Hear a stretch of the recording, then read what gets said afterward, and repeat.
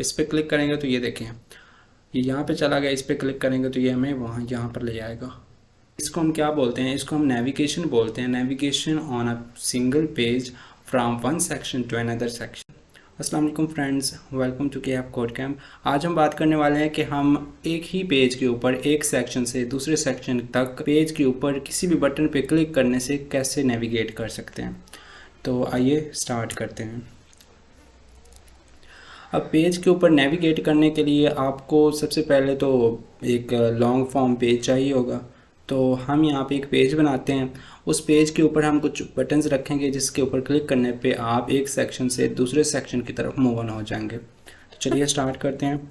यहाँ पे एक पेज बनाते हैं div और इसके अंदर एक पैराग्राफ लेते हैं।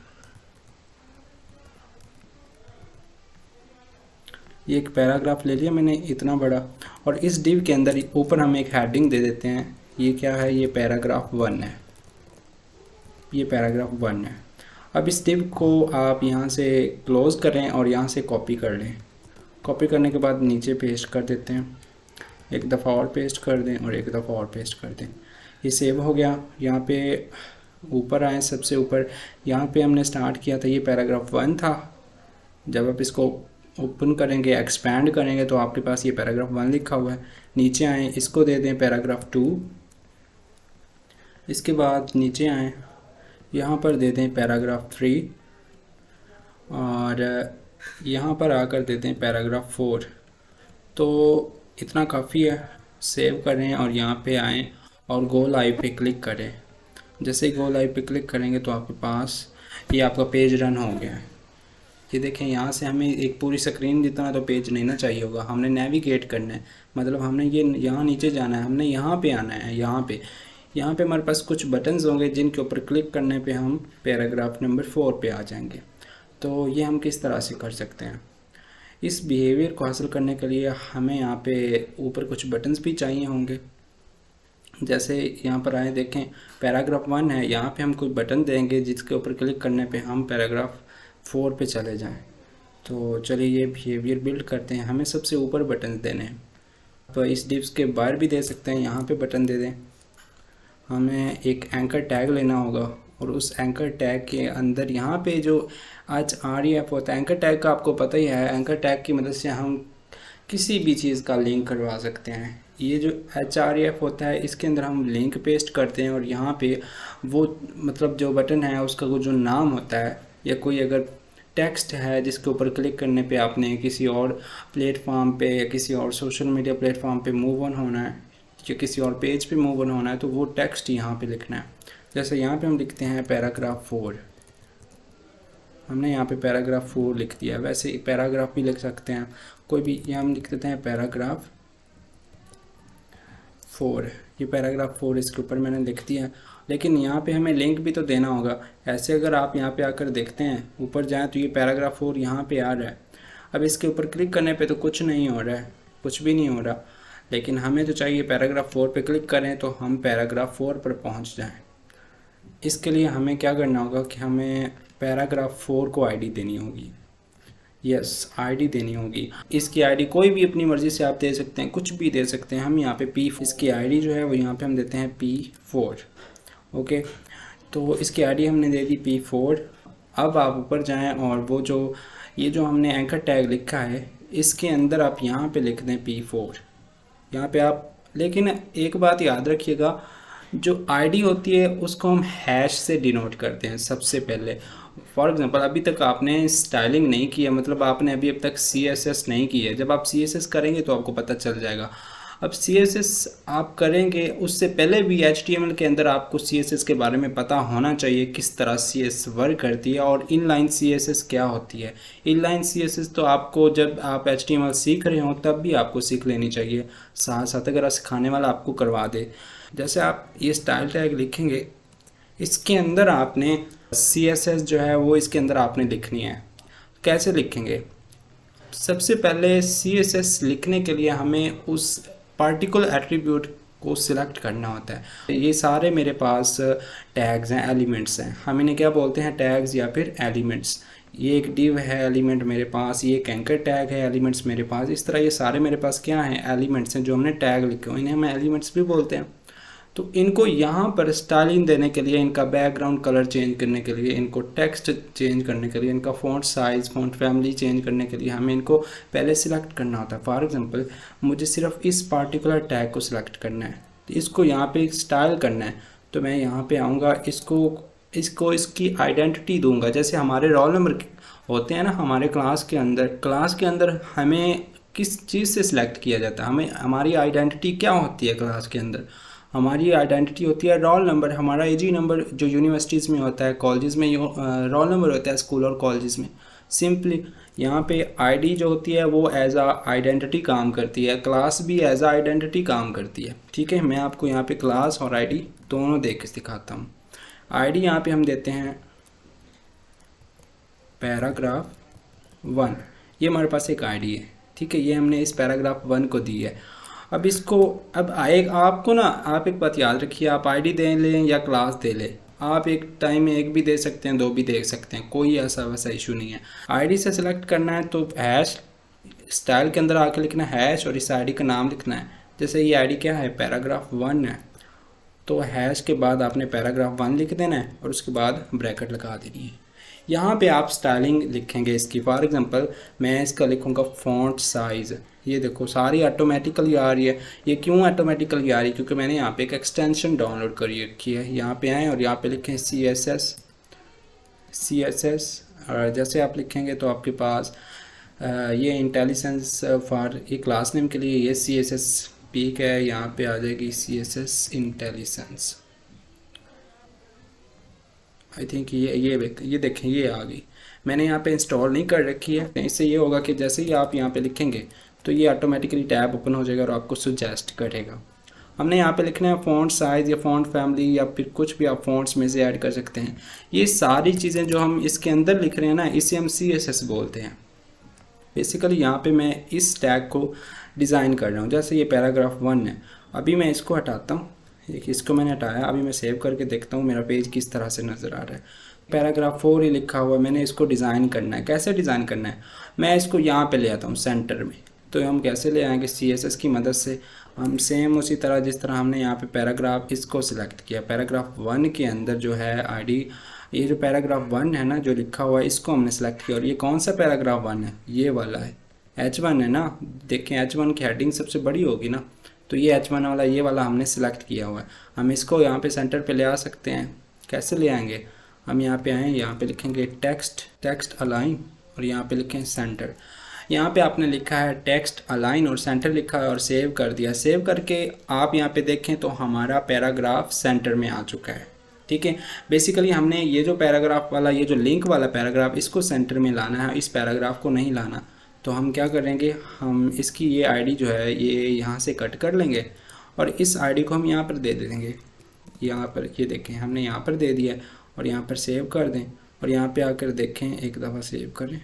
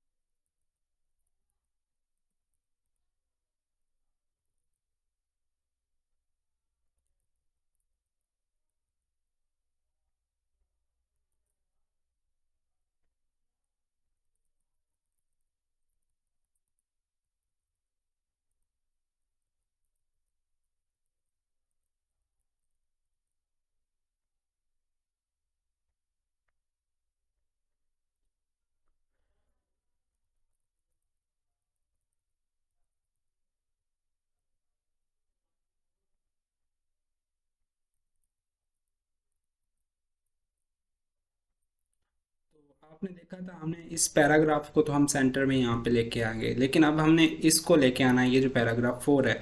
तो हमारे पास ये एंकर टैग है। अगर आप इसको इसके अंदर आके लिखेंगे ना कि आप सेंटर में चले जाओ, तो ये सेंटर में नहीं जाएगा। हमें यहाँ पे एक बनाना होगा डिव। ठीक है। और यहाँ पे फिर पेस्ट कर दो और इस div के अंदर वो आईडी दे दो, आईडी, और ये ऊपर जो आईडी हमने दी है इसी को कॉपी कर लो और यहाँ पर दे दो। जब यहाँ पे पेस्ट करेंगे तो यहाँ पर आके देखिए, ये देखें, ये हमारा जो पैराग्राफ 4 है ये हमारा सेंटर में आ चुका है। लेकिन यहाँ पे हमने पैराग्राफ 4 लिखा, हमने यहाँ पे जस्ट 4 भी लिख सकते हैं टेक्स्ट की जगह पे, ये ज़्यादा बेस्ट रहेगा। यहाँ पे आए और यहाँ पे 4 दे दें।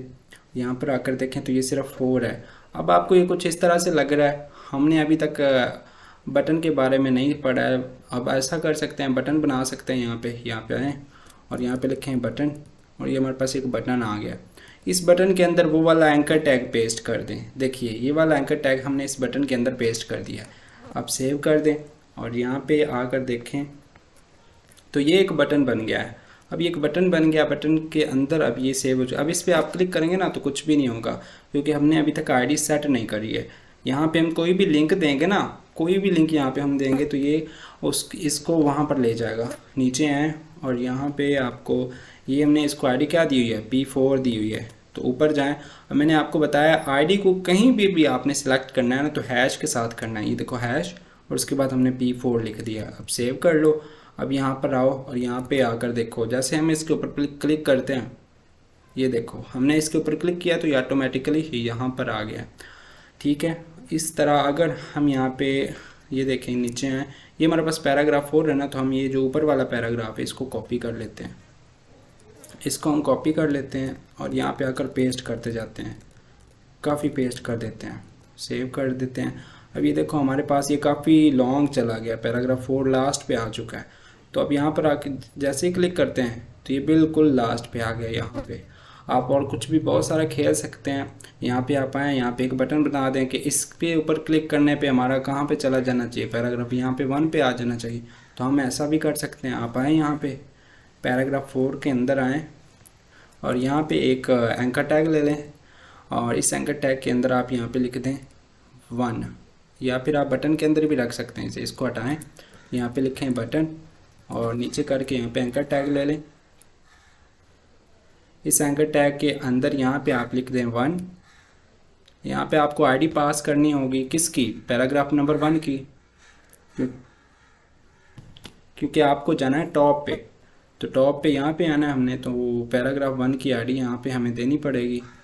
यहाँ पे आएँ और इसको आईडी दें। यहाँ पे हमने P1 दे दिया है। तो नीचे आएँ बिल्कुल लास्ट वाले पैराग्राफ पे और यहाँ पे इसके अंदर जो एंकर टैग है, ये वाला एंकर टैग, यहाँ पे आप #4 लिख दें। सॉरी #1 लिखना है क्योंकि हमने 1 पे जाना है।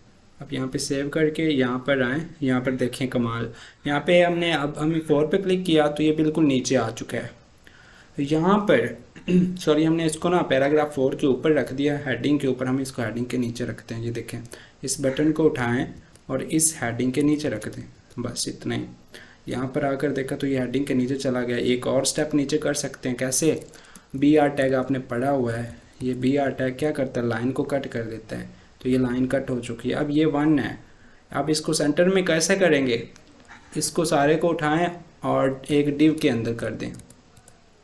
ठीक है, और यहाँ पे पेस्ट कर दें और यहाँ पर आएँ और इसके अंदर भी आप, अब ये बात आपने याद रखनी है कि हम जो आईडी है ना, हर चीज़ को हम आईडी डिफरेंट देंगे, सेम नहीं दे सकते। अगर सेम देंगे तो वो प्रॉब्लम क्रिएट करेगा। हम हर मतलब एलिमेंट को आईडी डिफरेंट देंगे। अब यहाँ पे कुछ सिचुएशन ऐसी बन गई है कि यहाँ पर आकर देखें, हमने ये जो टेक्स्ट है हमारा ये वाला, इसको हमने यहाँ पे सेंटर पे करवाना है। और यहाँ पर देखें ये जो 4 वाला बटन, ये ऑटोमेटिकली यहाँ पे हमने सेंटर में कर दिया था। तो यहाँ पे हमें क्या करना होगा, हमें इसको भी एक आईडी देनी पड़ेगी ताकि हम इसको सिलेक्ट करें और इसको भी सेंटर में करें। तो यहाँ पर आएँ, यहाँ पे एक आईडी दें, यहाँ पे लिखें पैराग्राफ 4 लिखते हैं यहाँ पे और इसको कॉपी करें और बिल्कुल ऊपर चले जाएं स्टाइल के अंदर। स्टाइल के अंदर आकर यहाँ पे आईडी है तो आईडी को है से सिलेक्ट करके पैराग्राफ 4, इसके अंदर भी सेम वही वाली property text align centre, save कर दें। और यहाँ पर आकर देखें बिल्कुल नीचे, ये देखो ये 1 पे चला गया। अब ये कुछ इस तरह से हो गया। जब आप इस पर क्लिक करेंगे, तो अभी तक कुछ नहीं हो रहा क्योंकि हमने आईडी पास नहीं करी है।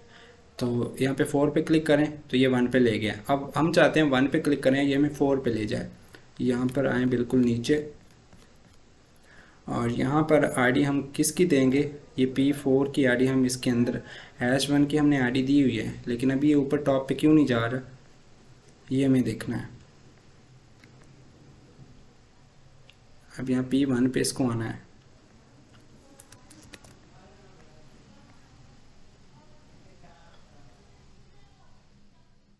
ये P1 है। चलो इसको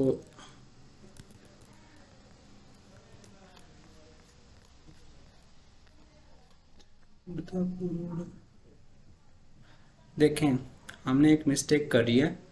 हमने मिस्टेक ये करी कि यहाँ पे हमने P1 लिखा और उधर हमने 1 लिख दिया है। तो यहाँ पे ये P को हटा दें, सिंपली 1 लिख दें, सेव कर दें और यहाँ पे रिफ्रेश कर लें। अब 1 पे क्लिक करेंगे तो ये बिल्कुल पैराग्राफ 1 पे ले आया। ये देखें ऊपर 4 पे क्लिक करेंगे तो ये बिल्कुल नीचे 4 पे ले आया। अब आपको पता नहीं चल रहा कि ये इतना समय, ये जो इतना सफ़र है किस तरह से अचानकली तय हो जाता है। तो ये तय हो जाता है, मतलब ये जावास्क्रिप्ट की मदद से नहीं हो रहा है, ये HTML और CSS की मदद से हो रहा है। अगर आप चाहते हैं कि जब आप 4 पे क्लिक करें तो आपका पेज कुछ इस तरह से जाए और फिर नीचे यहाँ पे आकर रुक जाए, तो उसके लिए आपको जावास्क्रिप्ट थोड़ी सी बिल्ड करना पड़ेगी। तो ये अब हमारी ये फंक्शनलिटी काम कर रही है। तो जैसे हम 4 पे क्लिक करते हैं तो ये हमें पैराग्राफ 4 पे लेके जा रहा है, और हम 1 पे क्लिक करेंगे तो ये हमें पैराग्राफ 1 पे लेके आएगा। तो ये आईडी नेविगेशन है। इसके अलावा आप इसको मज़ीद बहुत बेहतर बना सकते हैं, इन बटन को डिज़ाइन कर सकते हैं। जैसे यहाँ पर आएँगे तो हम इस बटन को भी डिज़ाइन कर सकते हैं। यहाँ पर आएँ और इस बटन को ले लें, ये टैग के नाम से बटन को ले रहे हैं, और इसको विथ दे दें। जैसे हम विथ रहने दें, आप इसको पैडिंग दें। देखिए मैंने इसको पैडिंग दी है 4 पिक्सल। यहाँ पे आए, इसको बैकग्राउंड कलर दे सकते हैं, ये मैंने ब्लू दिया है। तो सेव करेंगे तो यहाँ पर आप देखें तो ये कुछ इस तरह से नज़र आ रहा है। आप इसको विथ भी दे सकते हैं।